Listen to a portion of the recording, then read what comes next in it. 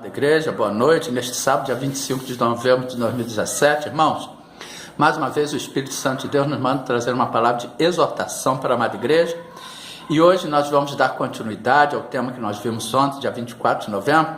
Deus está banindo a corrupção no Brasil. Todo este movimento, como nós vimos ontem, parte de Deus. Quem está diante de tudo isso é o nosso Deus e Pai, e quando Deus opera, ninguém pode impedir, conforme Ele mesmo diz no livro do profeta Isaías, capítulo 43, versículo 13. Ainda antes que houvesse dia, eu sou, e ninguém há que possa fazer escapar das minhas mãos. Operando eu, quem impedirá?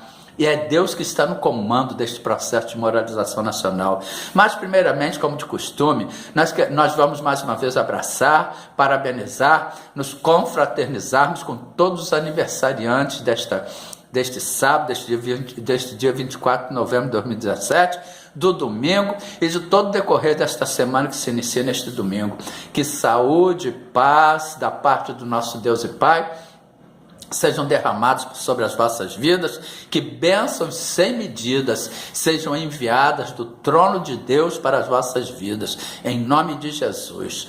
E hoje nós vamos ver, mais uma vez, irmãos, foi Deus que mandou esconder o corpo de Moisés.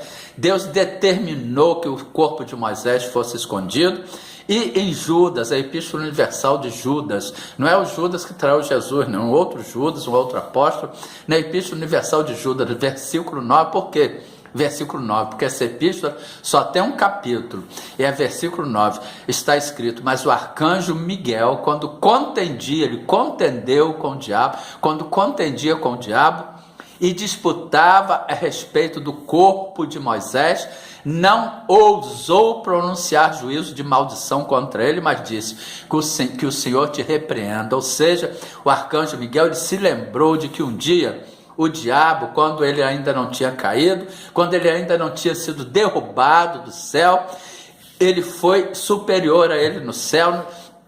Ele foi o quarto da hierarquia celeste, ele era o querubim da guarda ungido, ministro de louvor de Deus, e o arcanjo Miguel se lembrou disso, e quando contendia com o diabo a respeito do corpo de Moisés, ele não ousou pronunciar juízo de maldição contra ele, mas disse: o Senhor te repreenda. Ou seja, ele teve temor por ele ter sido autoridade, mas o arcanjo Miguel, ele foi vencedor. O corpo de Moisés jamais foi descoberto, isso foi Deus que determinou, conforme está escrito na palavra de Deus, jamais será descoberto. E hoje, dando continuidade à nossa pregação de ontem, irmãos, nós vamos ver que quando Deus opera, é Deus que está diante de tudo isso, amados.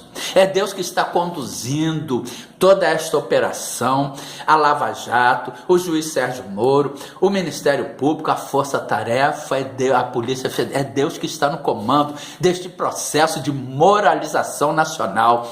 Deus mandou dar um basta, Deus está dando um basta em tudo isto, esta passação a limpo de toda esta sujeira, esta lavagem de toda esta roupa suja, ela está sendo coordenada por Deus, e Deus usa pessoas. Nós não temos que nos subjugarmos ao diabo, nós não temos que ficar subordinados ao diabo, não, pois também o nosso Jesus, ele nos diz no Evangelho de Lucas, capítulo 10, versículo 19, eis que vos dou poder, eis que vos dou autoridade para pisar serpentes e escorpiões, toda a força do inimigo, e nada vos fará dano algum. E nós temos poder e autoridade em nome de Jesus para pisar na cabeça do diabo.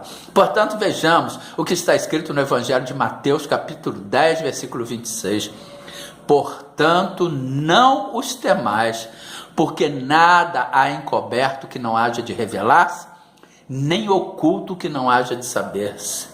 Ou seja, quando Deus manda revelar, quando Deus determina que seja revelado, ninguém consegue esconder, não, irmãos. O diabo, quando ele dá as coisas ao ser humano, como ele deu a estas pessoas que estão sendo envergonhadas hoje, ele faz para que lá na frente a pessoa seja envergonhada, para que lá na frente a pessoa seja humilhada, para que lá na frente a pessoa caia. O diabo, ele não é bonzinho, ele não é amigo de ninguém, não. O que ele dá às pessoas em oculto é para que seja revelado mais tarde, é para envergonhar, derrubar, humilhar e destruir a pessoa. Agora o nosso Deus não, irmãos.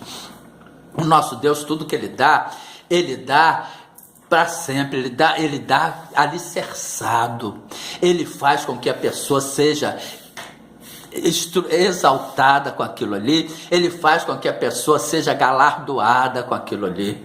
O nosso Deus, ele não humilha, ele não envergonha, não. Satanás que envergonha. Está escrito em Deuteronômio capítulo 29, versículo 29.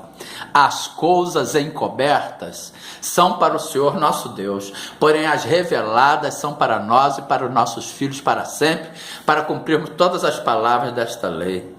E também está escrito, irmãos, em Filipenses capítulo 3, versículo 5, circuncidado, isso é a respeito do apóstolo Paulo, que ele fala, ele reconhece o seu passado de fariseu. O Paulo, irmãos, ele foi uma pessoa que ele perseguiu os cristãos, o Paulo que comandou a morte de Estevão. Estevão foi o primeiro mártir da igreja, e Paulo foi o que comandou a morte de Estevão. Ele era Saulo, e aí no caminho de Damasco, uma luz apareceu para ele, o Senhor Jesus Cristo. O Senhor Jesus Cristo pergunta a ele: Saulo, por que me persegues? E Saulo ficou cego por 3 dias. Aí houve um processo de que ele foi e depois recuperou a visão.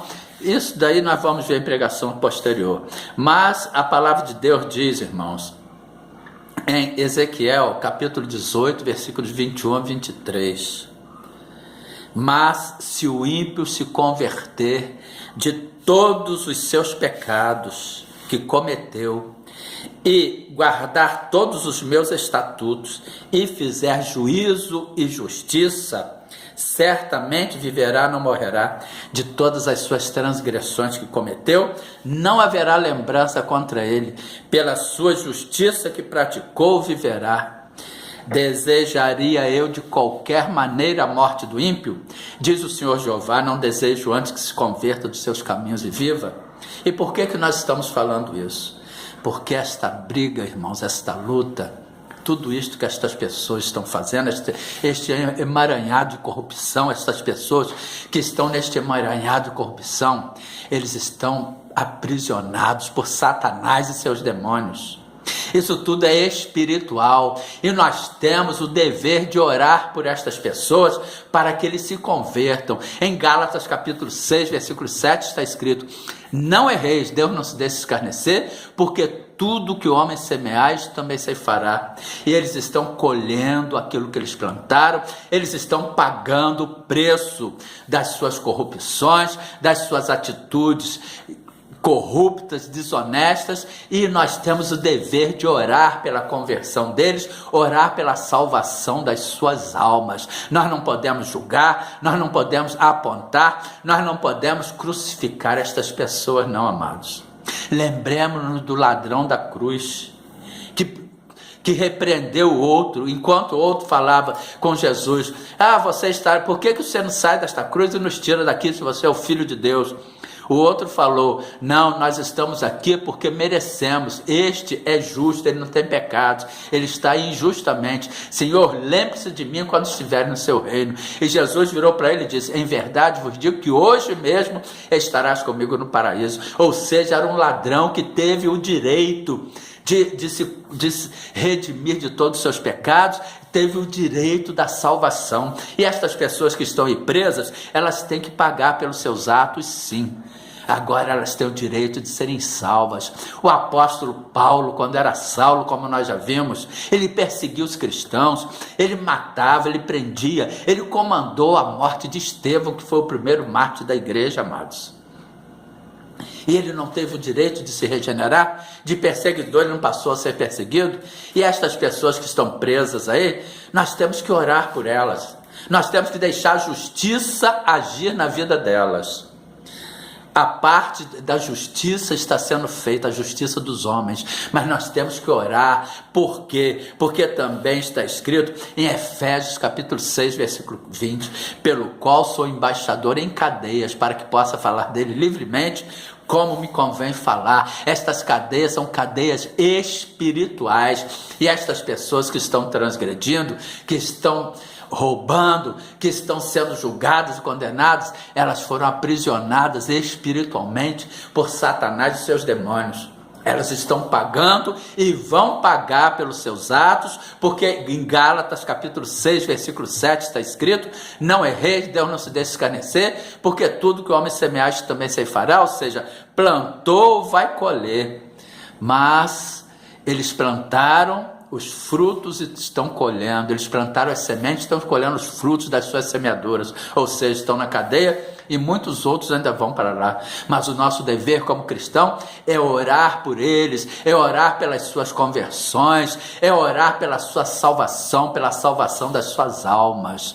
Por quê, irmãos? Porque essas cadeias são cadeias espirituais. Eles estão presos, antes de estarem presos lá nessas prisões feitas por mão de homens, eles estão presos nos grilhões de Satanás e seus demônios. É Satanás e seus demônios que enveredaram eles por estes caminhos, que para mais tarde envergonhá-los, para mais tarde lançá-los nas cadeias, nas prisões. Mas isso tudo tem origem espiritual. Então é nosso dever orar, interceder, é nosso dever não julgar, deixar que a justiça dos homens faça e principalmente que a justiça de Deus seja feita. Portanto, que fique esta palavra de exortação para a amada igreja, em um nome santo do Senhor Jesus Cristo. E oremos, Senhor nosso Deus e Pai, muito obrigado por mais esta direção que o Senhor tem trazido à sua amada igreja. Muito obrigado por nos mostrar, nosso Deus e Pai, que estas pessoas que transgrediram as leis dos homens, que elas estavam aprisionadas espiritualmente, que elas vão pagar pelos seus atos diante da lei dos homens, mas que nós temos que orar pelas suas conversões, pela salvação das suas almas. Continua a nos guardar, continua a nos dar sabedoria e direção, guarda-nos com a sua destra fiel, com a destra da sua justiça e livra-nos de todo mal, em nome de Jesus. Amém.